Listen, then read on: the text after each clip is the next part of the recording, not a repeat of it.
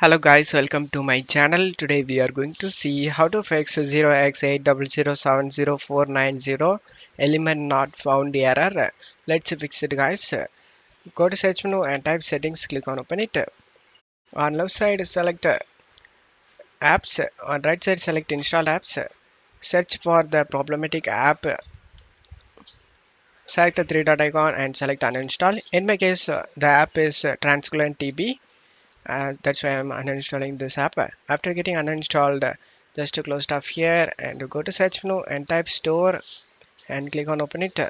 Now search for the app again and select the install option and install it guys.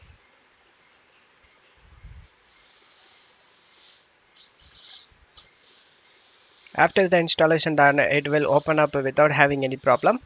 And that's it for today's video guys. Give me a like and subscribe. Thank you.